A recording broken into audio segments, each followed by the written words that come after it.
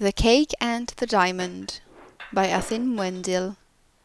An alchemist tricks a thief. It was in the Rat and the Pot, a foreigner corner club in Ald'ruhn, talking to my fellow rats when I first saw the woman. Now, Breton women are fairly common in the Rat and the Pot. As a breed, they seem inclined to wander far from their perches in high rock. Old Britain women, however, are not so migratory, and the wizened old biddy drew attention to herself, wandering about the room, talking to everyone. Nimloth and Oediad were at their usual places, drinking their usual stuff. Oediad was showing off a prize he had picked up in some illicit manner, a colossal diamond, large as a baby's hand, and clear as spring water. I was admiring it when I heard the creaking of old bones behind me. "Good day to you, friends," said the old woman. "My name is Abel Shridit, and I am in need of financial assistance to facilitate my transportation to ald'ruhn." "You'll want to see the temple for charity," said Nimloth curtly. "I am not looking for charity," said Abel. "I'm looking to barter services." "Don't make me sick, old woman," laughed Oediad. "Did you say your name was Abel Shridit?" I asked. "Are you related to Abel Shridit, "The High Rock alchemist?" "Closely related," she said with a cackle. "We are the same person." "Perhaps I could prepare you a potion in exchange for gold. I noticed that you have in your possession a very fine diamond. The magical qualities of diamonds are boundless." "Sorry, old woman, I ain't giving it up for magic. It was trouble enough stealing this one," said Oediad. "I've got a fence who'll trade it for gold." "But your fence will demand a certain percentage, will he not? What if I could give you a potion of invisibility in exchange? In return for that diamond you could have the means to steal many more. A very fair exchange of services, I would say." "It would be, but I have no gold to give you," said Oediad. "I'll take what remains of the diamond after I've made the potion," said Abel. "If you took it to the Mage's Guild, you'd have to supply all the other ingredients and pay for it as well. But I learned my craft in the wild, where no potion makers existed to dissolve diamonds into dust. When you must do it all by hand, by simple skill, you are blessed with remnants those fool potion makers at the guild simply swallow up." "That sounds all very nice," said Nimloth. "But how do we know your potion is going to work? If you make one potion, take the rest of Oediad's diamond and leave, we won't know until you've gone whether the potion works or not." "Ah, trust is so rare these days," sighed Abel. "I suppose I could make 2 potions for you, and there'd still be a little bit of the diamond left for me. Not a lot, but perhaps enough to get me to ald'ruhn. Then you could try the first potion right here and now, and see if you're satisfied or not." "But," I interjected, "you could make one potion that works and one that doesn't, and take more of the diamond. She could even give you a slow-acting poison, and by the time she got to ald'ruhn, you'd be dead." "Bleeding Kynareth, you done my arse suspicious.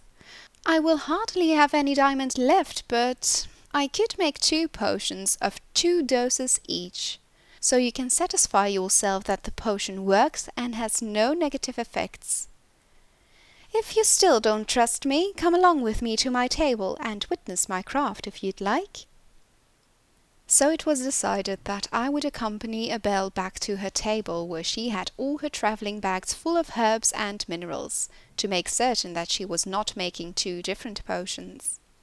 It took nearly an hour of preparation, but she kindly allowed me to finish her half-filled flagon of wine while I watched her work. Splintering the diamond and powdering the pieces required the bulk of the time.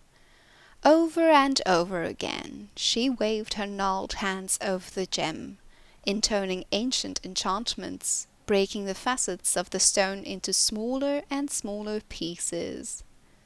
Separately she made pastes of minced bitter greens, crushed red bulbs of dell-arco spey, and driblets of Siciliani oil. I finished the wine. "Old woman," I finally said with a sigh, "how much longer is this going to take? I'm getting tired of watching you work." "The Mages Guild has fooled the populace into thinking alchemy is a science," she said. "But if you're tired, rest your eyes." My eyes closed, seemingly of their own volition. But there had been something in that wine, something that made me do what she asked. "I think I'll make up the potion as cakes. It's much more potent that way. Now, tell me, young man, what will your friends do once I give them the potion?" "Mug you in the street afterwards to retrieve the rest of the diamond," I simply said. I didn't want to tell the truth, but there it was. "I thought so, but I wanted to be certain. You may open your eyes now." I opened my eyes.